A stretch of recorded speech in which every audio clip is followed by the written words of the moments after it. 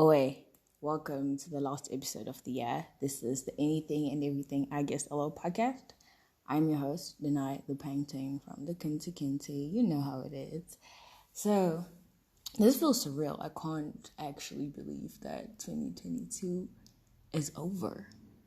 You know, a lot has happened, ranging from COVID to so it's like crazy, but mostly COVID, because COVID had us feeling like 2019 and 2020 were like 6 years. So it's like so shocking that we're like low-key back to some normal setting. And yeah, guys, 2022 is over and we are going to 2023. Wow, it's crazy. So today, I'm sure you guys are expecting me to talk about, oh yeah, so like the year ended like that, yeah. But the last episode, that's what we did. Our year, Loki ended in October, okay? So, this is like end of official year, but not our year, you know what I mean? We already did, oh my gosh, end of year things in October, okay? So, I was talking to a friend of mine yesterday. Her name is Wadzanai, and she's studying medicine in Russia. I know she's got strength. I mean, first, medicine is a lot. Like, yo, guys, studying medicine is a lot. And then she's in Russia. Like, that language is not easy, if you ask me. No language is actually easy, actually, if you're not native. Like, when I was learning English as a child, I'm sure it was also, hard. Because, yeah, your non-native language is always hard to learn. But anyway, so we're talking about, she also has a podcast, but she's not doing it for some time. It's on a hiatus, and I totally understand why. Because I could relate, last year I started the podcast, did some episodes, and then just went through the hiatus and then deleted everything, which I regret to this day, but hey, it happens. Everything happens for a reason, but we're back in it, and yeah. So we were talking, and she really wanted me to talk about the topic of dating, right?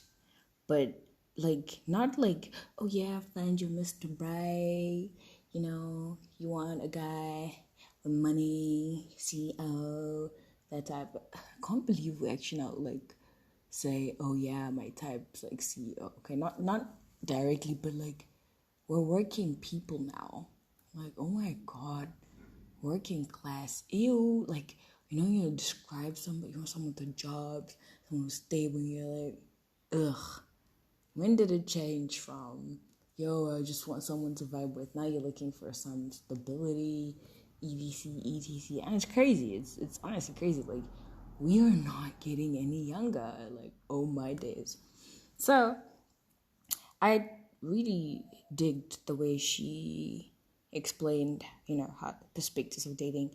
Like, if you're religious people, taking into account just even dating as Christians, there are so many denominations in Christianity.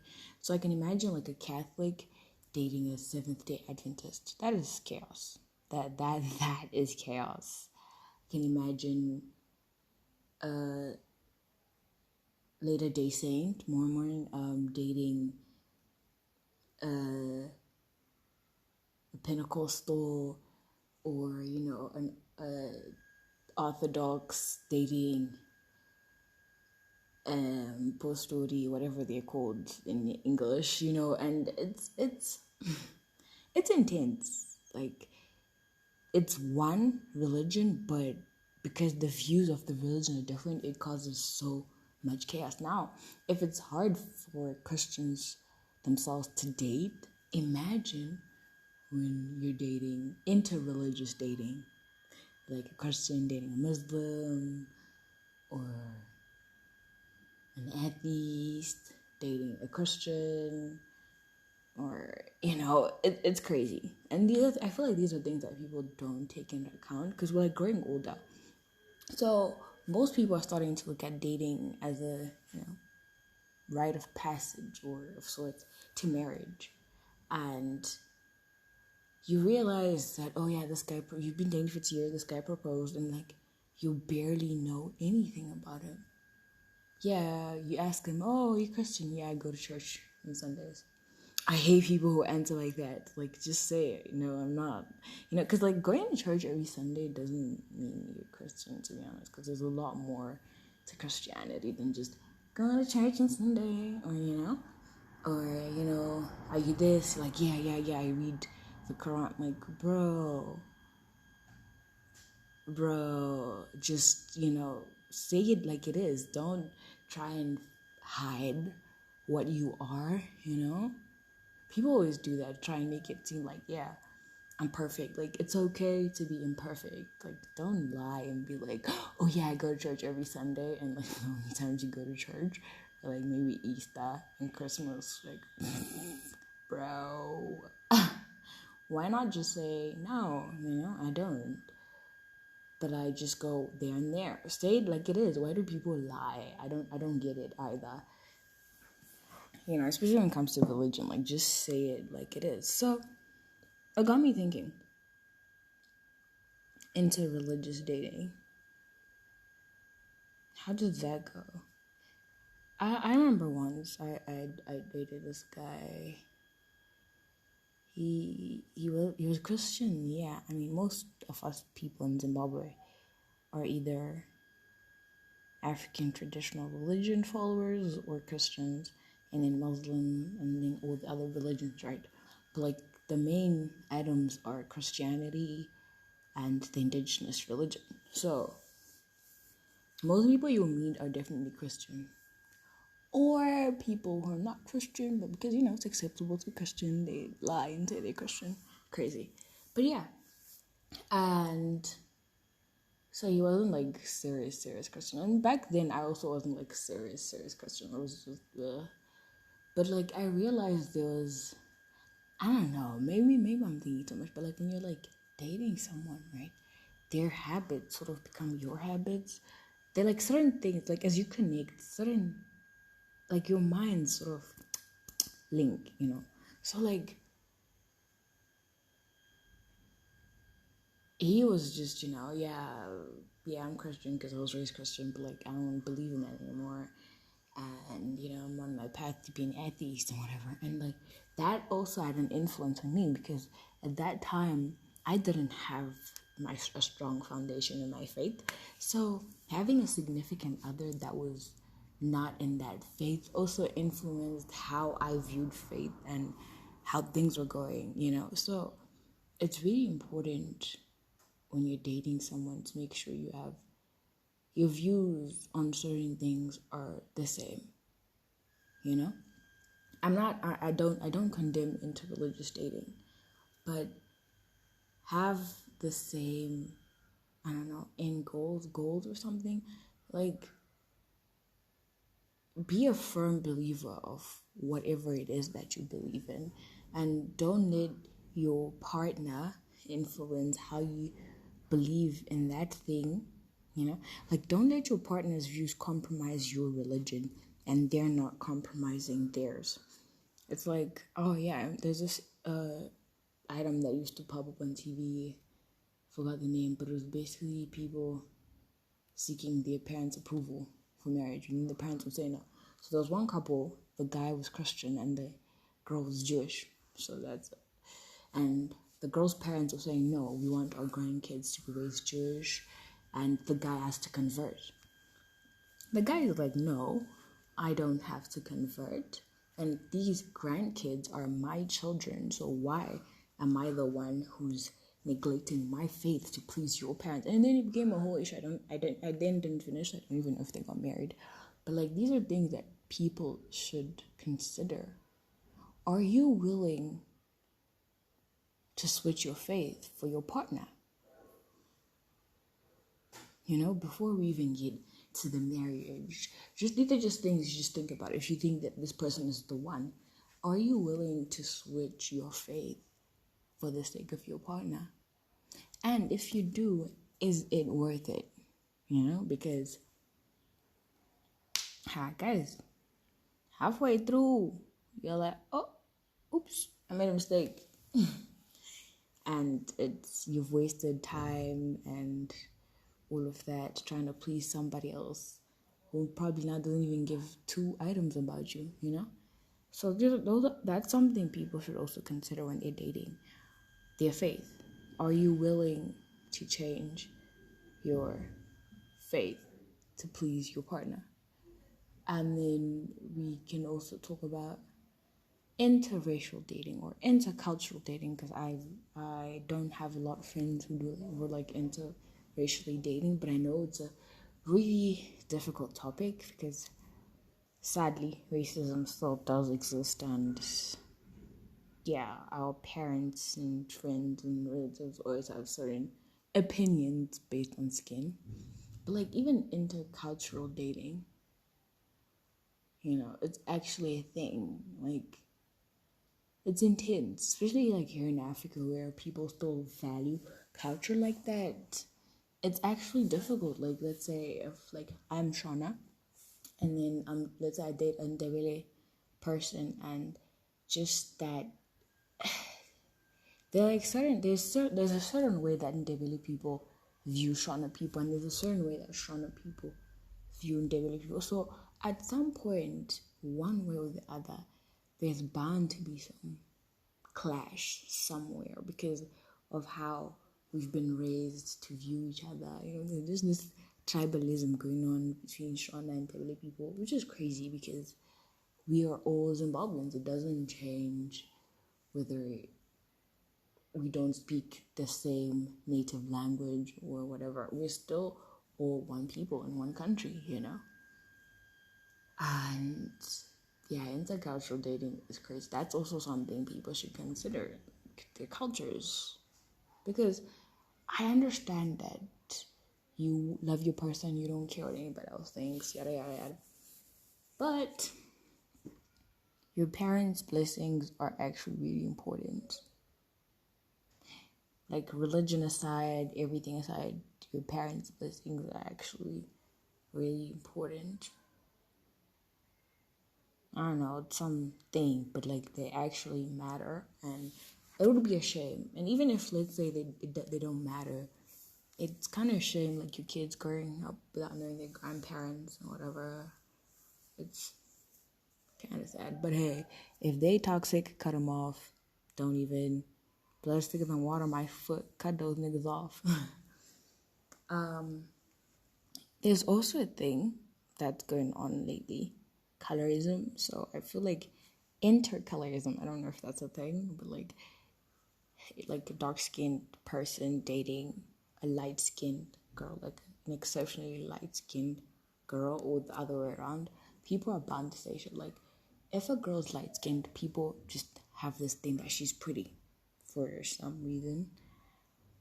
Yeah, like if you're light-skinned, you're beautiful, end of discussion. And if you're dark-skinned, you're ugly, end of discussion. Which is not true, because beauty is not measured by your skin tone, your skin color, really. But, if you're a light-skinned person dating a dark-skinned person, people are bound to say, yo, she's only after his money, if he has the money anyway. And that's not the case. You could just genuinely be a light-skinned person who likes dark-skinned guys, There's something called taste and preference, but hey, it doesn't matter now when it comes to color, right? You also have cases of, if he's a light-skinned guy, they're only dating him because he's got swag, he's greasy. And you're like, guys, these are not even valued arguments, Like, why can't people let people love each other regardless of skin tone, race, religion? I'm not saying don't, consider the factors, but I feel like sometimes society just puts so much unnecessary pressure, and you're just there like, whoa, what's going on, But like, people should let people love each other. I feel like love cannot be contained by your color, by your race, by the language you speak. Because if you can, like, as I was talking to Wadzana yesterday, you can have someone whose native language is Portuguese in love with someone whose native language is English. So it's actually crazy. Like, love should not be contained by social constructs, Or even, this one's actually a very sensitive topic. Dating between fully able-bodied people and disabled people. A lot of people frown on that. Like, hey, why are you dating this guy? Can't you see he's blind or he's deaf and dumb or whatever? There's a lot of stigma around that, and it's not okay, because love should not be contained. So love whoever you love, and don't let people stop you from loving who you love. So what if he's blind? What does it matter? Yeah, so what if I have blind kids? What does it matter? There are facilities that can help blind people. And she is the person I love. So what does it matter, Or even also with regards to people who suffer from albinism. Oh, why are you dating an albino? What does it matter? Just because they're albino makes them less of a human? Yeah, so what? They have skin issues and eye issues and a whole lot of health issues because of their condition. So what? What does it matter? That's the person I have decided to love. So why do you think that I shouldn't love them? They don't deserve love because they were born different. They didn't choose to be albino. They didn't choose to be blind. They didn't choose to be deaf or dumb. So why are you trying to choose for me and make it seem like my decision is not right because you have a certain view of what love is or how love should be structured, And we have a long way to go generally as people because these social constructs are really not going away anytime soon. I know there are people who are fighting against the system, like fighting, interracial relationship discrimination, and all of those things, interreligious dating discrimination, and all of those things. And I genuinely applaud all those people because it's not easy going against the system, as Kanye West. It's not easy, and when you act, you can have the courage but not act on it. I don't know if that makes sense, because people think that if you don't act on something you're not courageous. No, you could have courage but just not act on it because your fear outweighs your courage. And that doesn't make you a coward. There's a difference. And then there are people who some people actually generally have no courage, but they have nothing to lose, or they've lost everything such that they don't care. And I genuinely applaud people who go against the system because it's not easy. You have to be willing to lose in order to go against the system. And those people have lost or still losing stuff, but they keep going because they want a better future for their kids, for their family, for their friends. And that's a pretty beautiful form of love. It's wow. And also with regards to relationships and dating, people should stop putting pressure on people who are married to have kids. I understand that, yes, be fruitful and multiply. So, oh my gosh, this episode is actually really long, but I feel like these are topics we should have a part 2, and hopefully part 2 I will have a guest, or part 2 and 3, because this is a topic that needs in-depth, because this was just my view. We haven't yet talked to an interracial couple or a couple that's facing those things, or just an individual who's gone through that. So I feel like we should do this episode again with another guest, and yeah. But guys, truth is, society just messes a lot of things up, because I genuinely believe that love is a beautiful thing and everyone deserves to be loved. Everyone deserves to love. Everyone deserves to experience it. And what I was saying before about children, don't pressure people into having kids, because we have so many situations of kids born but their parents don't care about them, and it's creating this very toxic generation of kids, and it goes on, the cycle goes on and on and on and on.